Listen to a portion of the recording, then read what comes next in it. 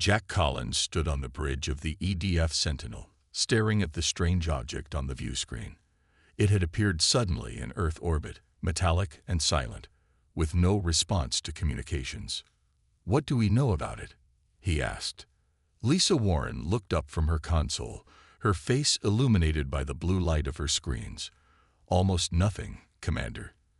It's using some kind of energy field we've never seen before. Our scans barely penetrated." The object was roughly oval-shaped, about 20 meters long, with a smooth surface that seemed to shimmer slightly as they watched. No visible propulsion systems, no weapons that they could detect, but something about it made Jack uneasy. "It's scanning us," said Communications Officer Paul Baker suddenly. "Intense information gathering.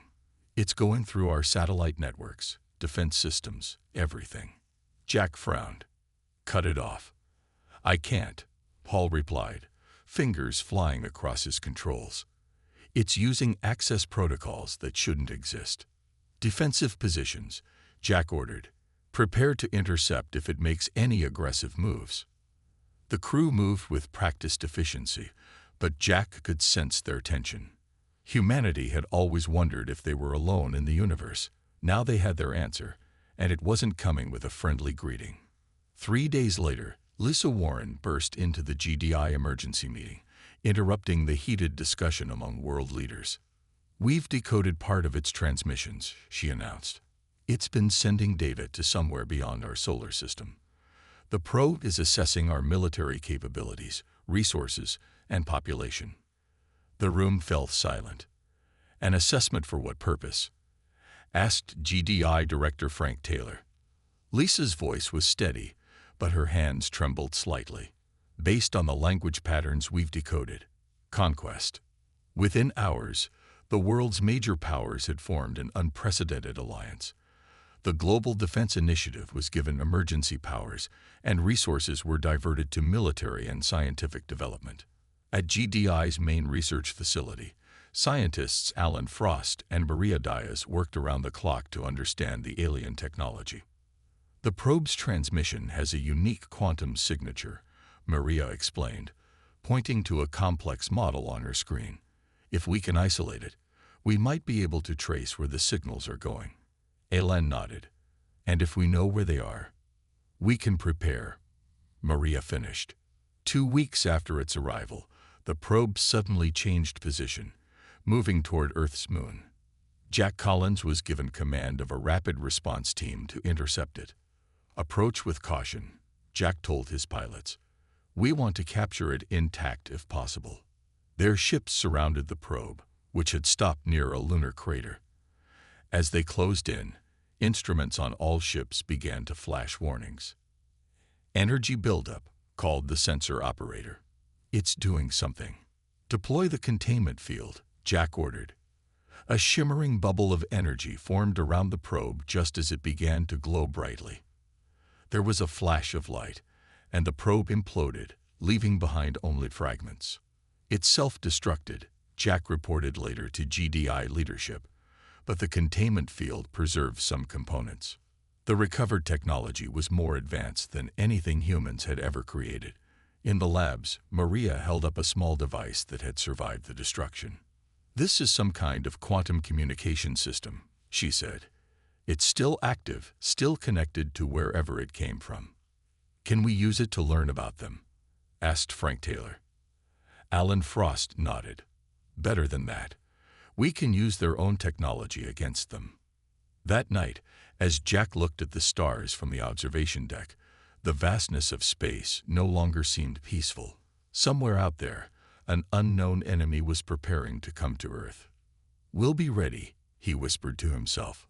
Across the planet, factories were retooled for war production, scientists worked to understand alien technology, and military forces trained for a threat unlike any they had faced before. Humanity had received its wake-up call, and they refused to go quietly into the night. The first contact had been made. And now, the race for survival had begun. The alien technology changed everything. 6 months after the probe incident, human science had advanced more than it had in the previous 50 years. In the central laboratory of GDI headquarters, Dr. Ben Morris held up a small cylinder.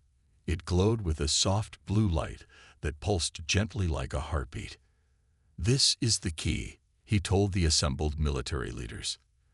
"The aliens use quantum entanglement for both communication and energy transfer. We replicated it and improved upon it."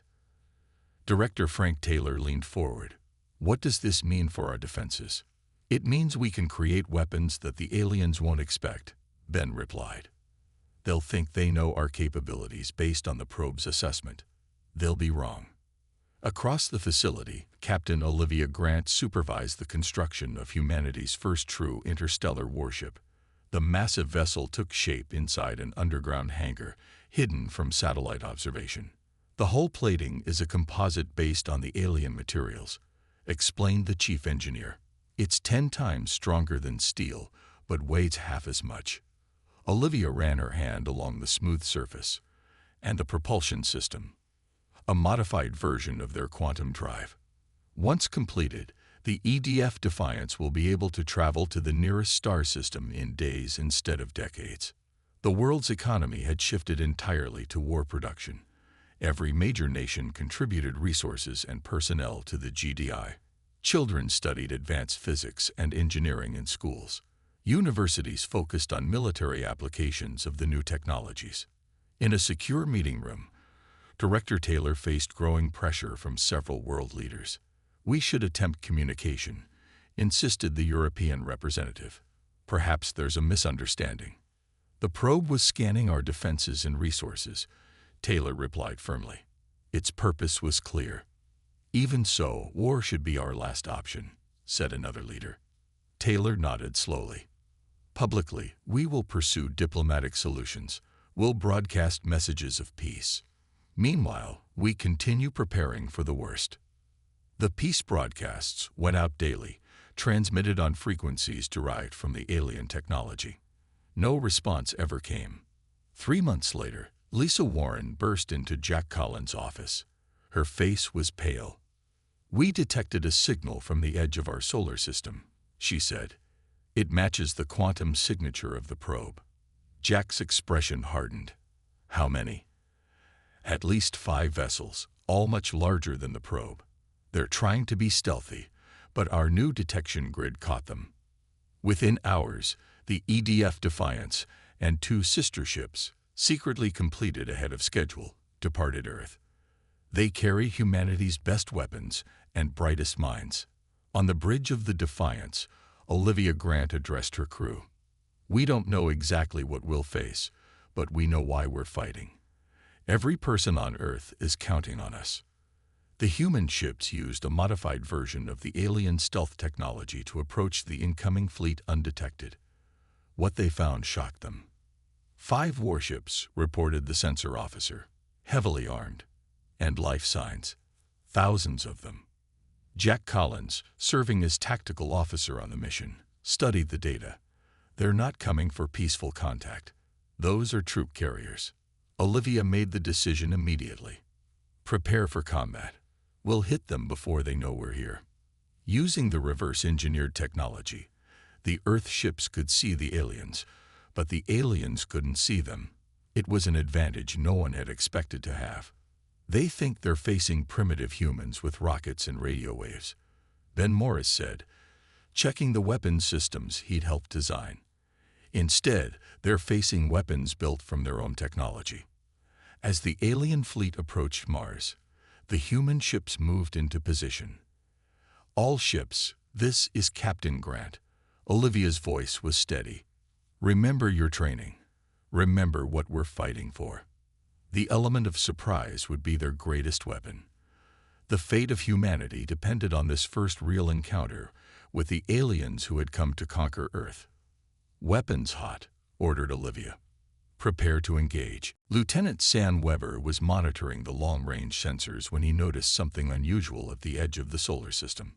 "Captain Grant, I'm detecting energy fluctuations near Jupiter's orbit," he reported. "The signature matches what we expect from their hyperspace technology." Olivia moved quickly to his station. "How many ships?" 7 vessels. The lead ship is massive. at least 3 times the size of the others. Jack Collins joined them at the sensor display. "That's their command ship. We need to focus our attack there." The 3 Earth ships, Defiance, Valor, and Guardian, took positions behind Mars' largest moon, Phobos. They powered down all non-essential systems to minimize detection. "All crews to battle stations," Olivia ordered. "Weapons ready, but do not fire until my command." The alien fleet moved with precision, spreading out in a formation that would allow them to quickly surround Earth. They clearly expected no resistance until they reached the planet. "They have no idea we can detect them," Jack observed, "or that we're waiting." The tension on the bridge grew as the alien ships drew closer. When the lead vessel passed within range, Olivia gave the order. "All ships, fire." The Earth vessels emerged from behind Phobos and unleashed a barrage of energy weapons. Beams of brilliant blue light struck the alien ships, causing their shields to flare brilliantly. "Direct hits on all targets," reported the weapons officer. "Their shields are holding but weakening." The alien fleet reacted quickly, spinning to face the unexpected threat. Their return fire was powerful, but poorly aimed. They were still trying to locate the Earth ships that had appeared seemingly out of nowhere. "Evasive pattern Delta," Olivia commanded. "Keep moving." The 3 Earth ships darted between the larger alien vessels, firing continuously. Their smaller size and greater maneuverability gave them an advantage in the close-quarters battle. "The lead ship's shields are down to 30%, Sam called out. "We're breaking through." Jack turned to Olivia. "Captain, we need to board that command ship. If we can capture their leader and access their systems, we'll gain valuable intelligence." Olivia hesitated only briefly. "Agreed. Prepare a boarding team." While the Guardian and Valor continued the attack, the Defiance maneuvered alongside the alien flagship. Jack led a team of 20 soldiers in specialized boarding suits. "Remember, we want prisoners if possible," he told his team. "Focus on securing the bridge and their data centers." They launched from the Defiance's airlock, using small thrusters to cross the gap between ships. The alien hull was smooth except for what appeared to be emergency hatches. Using cutting tools derived from the alien probe's technology, they created their own entrance. The interior of the ship was lit with a pale green light. The corridors were wider and taller than human standards, the first confirmation that these aliens were physically different from humans. "Life signs ahead," whispered Maria Diaz, who had insisted on joining the mission to analyze alien technology firsthand. "Multiple beings moving this way." They pressed against the walls as a group of aliens rounded the corner. They were tall, with gray-blue skin and 4 arms. Each carried what was clearly a weapon. "Hold fire unless they attack," Jack ordered softly. The aliens spotted them immediately. There was a moment of shocked silence before the aliens raised their weapons. Jack's team fired first, using stun weapons developed specifically for this mission. The aliens collapsed, unconscious rather than dead. "Move quickly," Jack urged. "They'll know we're aboard now." Fighting their way through the ship, they eventually reached what appeared to be the command center. Inside, a larger alien with elaborate markings stood surrounded by officers. Their commander, Jack realized. The battle was brief but intense. When it ended, the human team had control of the bridge, and the alien commander was their prisoner. Outside, the battle had turned decisively in Earth's favor. 2 alien ships had been disabled, and the others were retreating. "Send the signal," Jack told Maria once they had secured the command systems. Maria activated her transmitter. "Earth Defense Command, the flagship is secured. We have prisoners and access to their systems." For the first time, humanity had faced the alien threat directly, and won. The Grand Chamber of the Galactic Council stretched high above Ambassador Kate Powell's head. Curved walls shimmered with a pearly light, and delegates from over 100 species sat in tiered seats that rose like a giant bowl around the central speaking platform. Kate stood on this platform now, feeling very small. Earth had never known such beings existed until recently. Now she stood before them as humanity's representative, wearing her formal blue uniform with Earth's new interstellar insignia. The Krax Empire launched an unprovoked attack against our world, she stated clearly, her voice amplified throughout the chamber. We defended ourselves and captured their fleet commander, who confirms this was the first wave of a planned conquest. Murmurs spread through the alien delegates. Some leaned forward with interest, others shifted uncomfortably. A tall, willowy being with iridescent skin rose from the council leadership seats. Ambassador Powell, I am High Counselor Vexera. While we regret this incident, the Krax delegate assures us this was a terrible misunderstanding. Their ships were on a peaceful scientific mission. Kate activated her data tablet, projecting images above the platform. These are the weapon systems aboard their vessels. This is their invasion plan for Earth, recovered from their command ship's computers. This is not a scientific mission. The Krax delegate, a four-armed being with blue-gray skin and elaborate facial ridges, stood abruptly. These are fabrications. Humans are a primitive, violent species trying to justify their aggression against our people. Kate remained calm. We have your commander in custody. We have your ships. The evidence is clear. Chief Intelligence Officer Daniel Ryan stood at the back of the chamber, watching the proceedings with a practiced eye.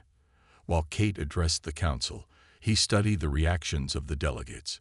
Some showed genuine shock at the evidence. Others seemed unsurprised, almost bored. His neural implant buzzed softly, a signal from his team back on the Earth ship. Sir, came the voice of his analyst in his ear. We've been monitoring communications in the council building. There's encrypted traffic between the Krax delegate and at least 15 other species representatives. Daniel moved quietly along the wall, watching as those very delegates now voiced their doubts about Earth's claims. A small reptilian delegate rose. Perhaps humans misinterpreted defensive systems as weapons. Many spacefaring vessels carry protection. Orbital bombardment plans are not defensive, Kate responded firmly. A gelatinous being pulsed with colored lights as it spoke. The Krax Empire has been a respected member of this council for centuries. Surely we must give them the benefit of doubt over newcomers. The debate continued for hours. Eventually, the council called for a recess to consider the evidence. Kate found Daniel waiting for her in a private chamber afterward. They're not going to help us, are they? She asked. Daniel shook his head. It's worse than that. I've been analyzing the council's public records while you were speaking. Over the past century, 27 worlds have raised complaints against the Krax. Each time, the council dismissed the evidence. And those worlds now. 17 are listed as protectorates of the Krax Empire. The others simply stopped communicating with the council. Kate's face paled. They're conquering worlds systematically, and the council is letting it happen. Daniel nodded. My team intercepted communications between council members. At least a third of the delegates are receiving benefits from the Krax. The corruption runs that deep. Deeper, Daniel activated his own data device. Look at these star charts. The Krax have been expanding their territory for centuries. They've positioned themselves as peacekeepers, offering protection to less developed worlds. Kate understood immediately. Protection that becomes control. Exactly. And now Earth is in their path. They were interrupted by a chime at the door. A council aide entered, its tentacles rippling anxiously. Ambassador Powell, the council has reached a decision. They request your presence.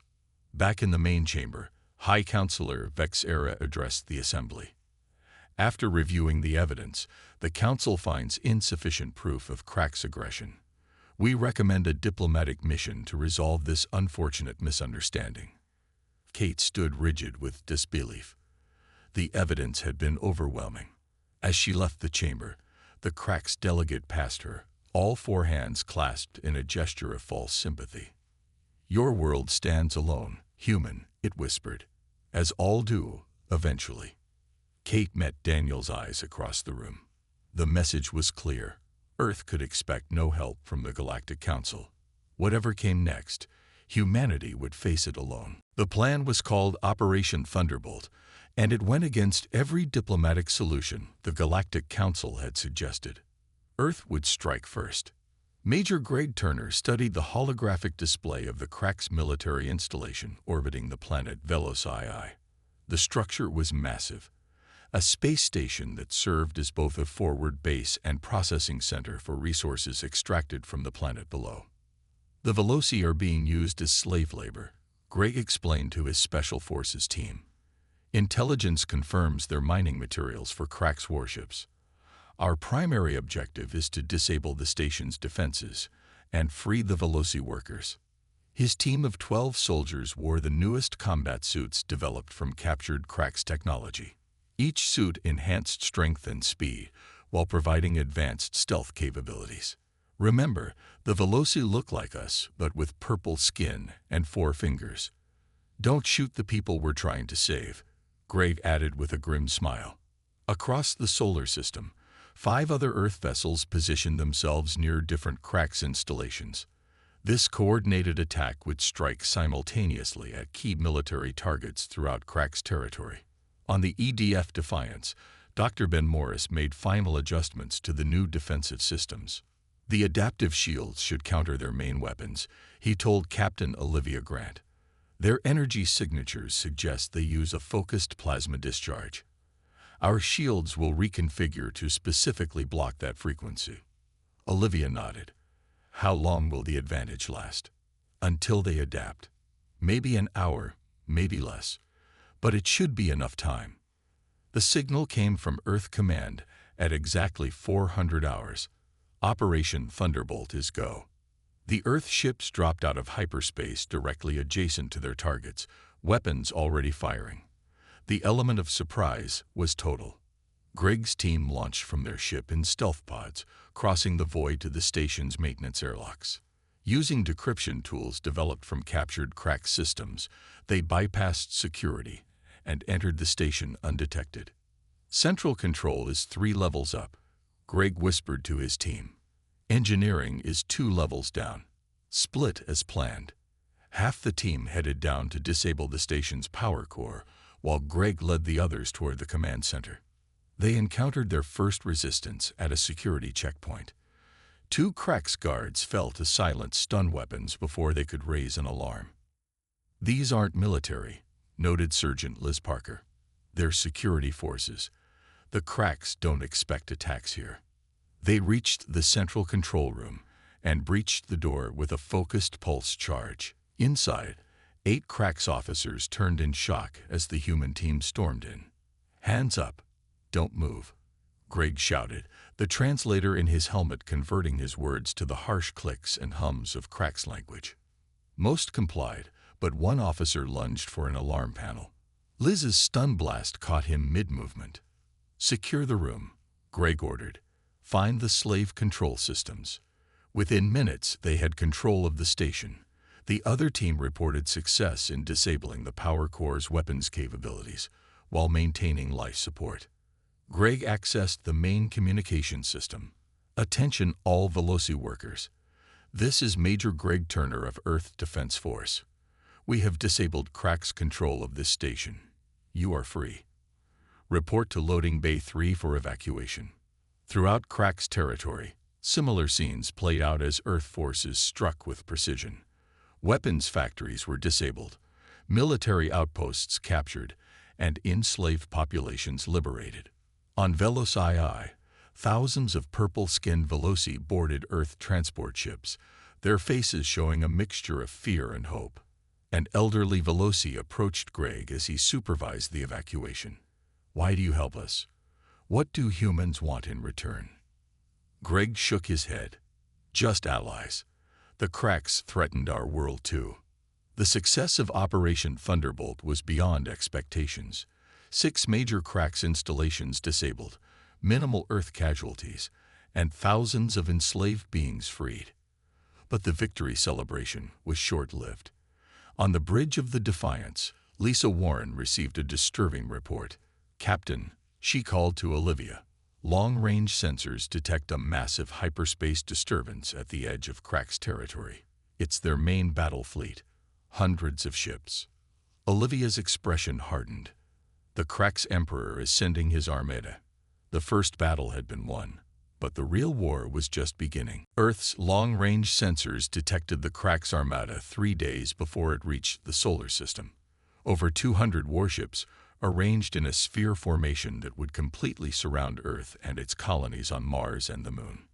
In GDI headquarters beneath the Rocky Mountains, holographic displays showed the approaching fleet as red dots slowly closing in on the blue sphere representing Earth. They've committed almost their entire military, Director Frank Taylor noted grimly. They're not taking chances this time. Jack Collins studied the display. Our fleet is outnumbered at least 15 to 1. Even with our technological advantages, we can't win a direct battle. In her laboratory deep within the facility, Dr. Maria Diaz worked feverishly on what might be humanity's last hope. The device before her was small, surprisingly small for something expected to save an entire planet. The NOVA protocol is ready for field testing, she reported to the emergency council meeting. But we've never deployed it at full scale. Explain how it works again, requested Frank Taylor. Maria pointed to the cylindrical device on the table. It creates a quantum field disruption that spreads through space at faster than light speeds. Any advanced technology within the field simply stops working. Weapons, shields, engines, everything. And our ships? Asked Olivia Grant. Will be affected too, unless they're equipped with these protection modules. Maria held up a small blue circuit. We only have enough for 3 ships. The plan took shape quickly. While Earth's small fleet engaged the Krax Armada to draw their attention, a single ship would deliver the NOVA protocol to a precise location at the center of the Krax formation. Captain Olivia Grant volunteered to lead the mission. The Defiance is the fastest ship we have, she argued. We'll have one chance to position the device correctly before they realize what we're doing. As the Krax fleet entered the solar system, Earth launched its defensive fleet. 30 ships against over 200, a desperate battle by any measure. On the bridge of the Defiance, Olivia addressed her crew. We'll approach from below the ecliptic plane. If we time this right, Jupiter's gravity will help accelerate us through their formation.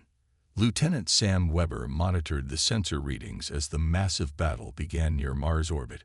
Earth ships fought valiantly, using their superior maneuverability and the adaptive shields Dr. Morris had created. The distraction is working, Sam reported. Krax fleet is fully engaged with our main forces. The Defiance slipped past the outer edge of the battle, engines running silent. They were halfway to the deployment point when Sam noticed something concerning on his console. Captain, I'm detecting unusual readings from 3 Krax vessels. They're breaking away from the main fleet and heading directly for Earth. That doesn't make sense. Olivia frowned. Why split forces now? Sam's face paled as he analyzed the data. The energy signatures match Krax planet killer weapons. They're not waiting for the battle outcome. They're going to destroy Earth regardless. Olivia made an instant decision. Change of plans. We intercept those 3 ships first, then deploy the NOVA protocol. The Defiance changed course, pushing its engines beyond safe limits. They caught up with the Krax planet killers just as Earth came into view. Weapons range in 30 seconds, reported the tactical officer. Sam continued analyzing the enemy ships. Captain, I'm detecting human energy signatures aboard the lead Krax vessel. They've got infiltrators helping them target our defenses. This explained how the ships had slipped past Earth's early warning systems. Krax spies or human traitors were guiding them directly to Earth's weak points. All power to forward weapons, Olivia ordered. We stopped them here.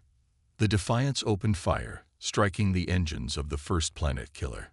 The Krax ships responded immediately, turning their massive weapons toward the lone Earth vessel. NOVA protocol ready for deployment, reported the science officer. Olivia looked at the tactical display. They were surrounded by Krax ships, with more converging on their position every second. The main Earth fleet was already taking heavy losses. We need to get closer to the center of their formation, she said. Prepare for emergency hyperspace jump. As energy blasts rocked the Defiance, Olivia gave the order that would determine the fate of humanity. Jump now. Deploy on arrival. The ship vanished in a flash of light, headed directly into the heart of the Crax Armada. The EDF Defiance materialized in the center of the Crax Armada, alarms blaring as enemy ships surrounded it on all sides. On the bridge, Captain Olivia Grant gripped her command chair as the ship shuddered under enemy fire. "Shields at 30% and falling," reported the tactical officer. "Deploy the Nova Protocol now," Olivia ordered. The science officer activated the sequence. Device launching in 3, 2, 1. From the underside of the Defiance, a small probe shot out, quickly accelerating to the precise coordinates Dr. Dias had calculated. As it reached position, the probe began to pulse with energy. "All crew, initiate protection modules," Olivia commanded. Throughout the ship, crew members activated the small blue devices attached to their stations. A subtle hum filled the Defiance as the protection field formed. Outside, the Nova Protocol reached critical activation. A wave of invisible energy expanded outward at impossible speed, washing over the Crax ships. The effect was immediate and stunning. Across the entire battlefield, Crax vessels suddenly went dark. Weapons stopped firing. Engines shut down. Shield systems collapsed. The massive armada became nothing more than metal shells drifting in space. "It worked," Sam Weber whispered in disbelief. "Every Crax ship is disabled." The Earth fleet, protected by the same technology as the Defiance, continued to function normally.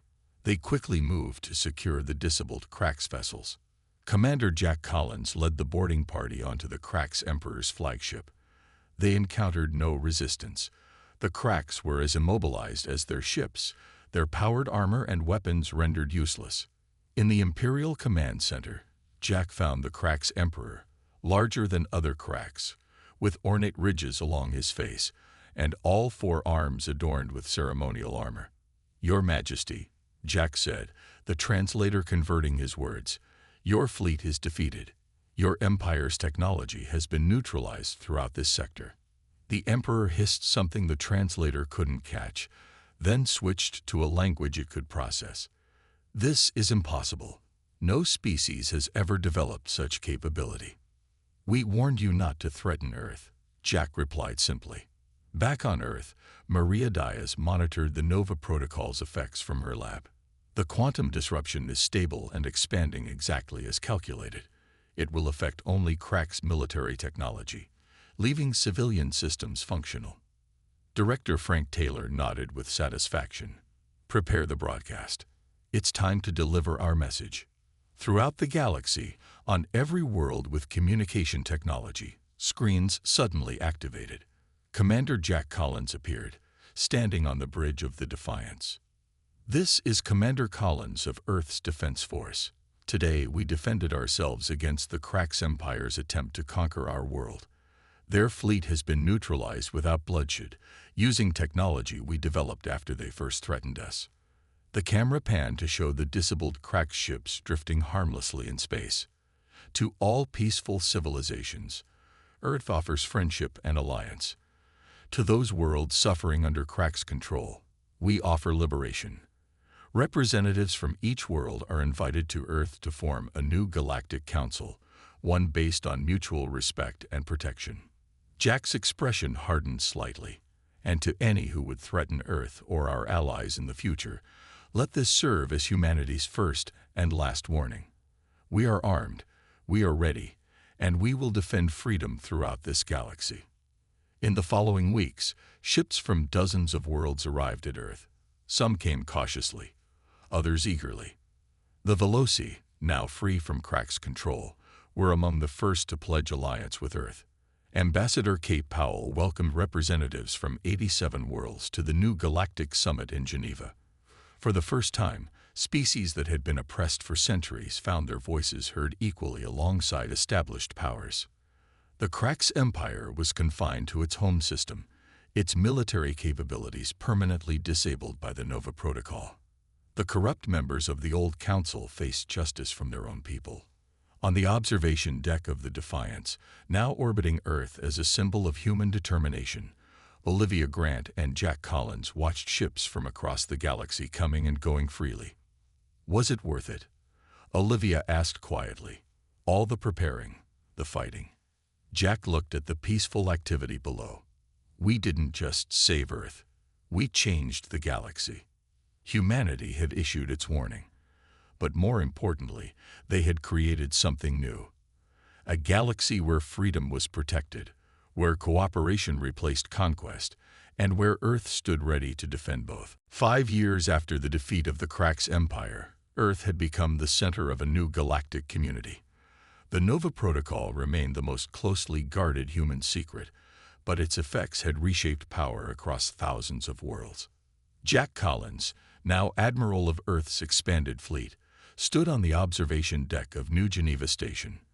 The massive space platform orbited Earth as headquarters for the Galactic Alliance. "Beautiful, isn't it?" asked Lisa Warren, joining him at the viewport. Her uniform now carried the insignia of Intelligence Director, replacing Daniel Ryan, who had retired the previous year. Below them, Earth shone blue and green in the sunlight. Ships from dozens of species moved in careful patterns around the station. "Sometimes I still can't believe how far we've come," Jack admitted. 10 years ago, we didn't even know aliens existed." Lisa smiled. "And now they come to us for protection." The station's communication system chimed softly. "Admiral Collins, the Galactic Council session begins in 15 minutes." Jack nodded to Lisa. "Duty calls." The council chamber was a vast circular room with seating for representatives from over 200 worlds.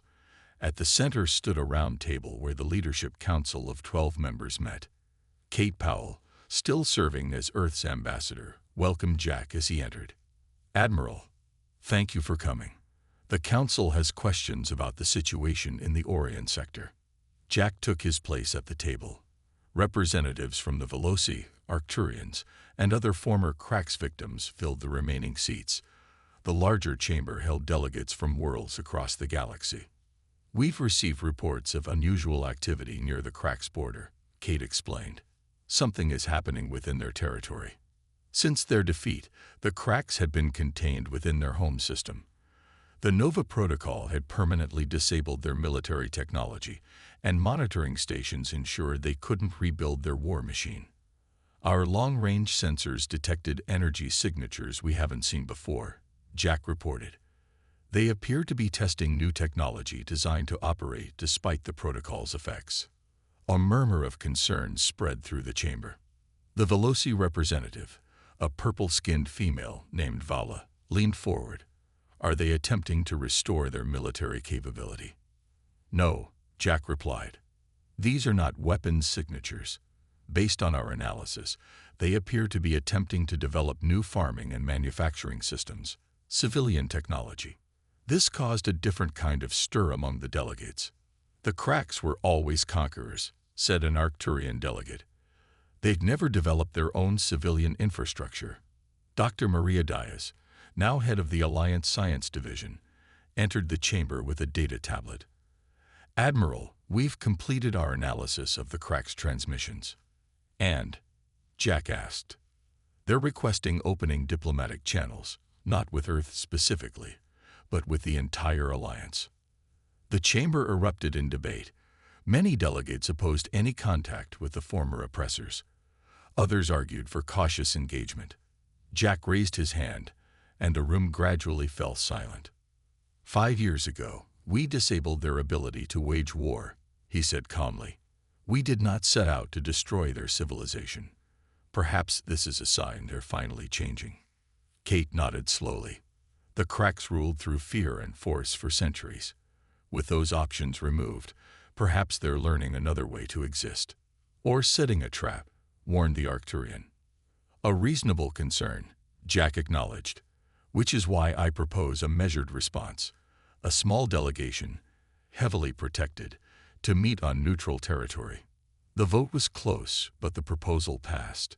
1 month later, 3 Alliance ships, including the Defiance, arrived at a space station in neutral territory.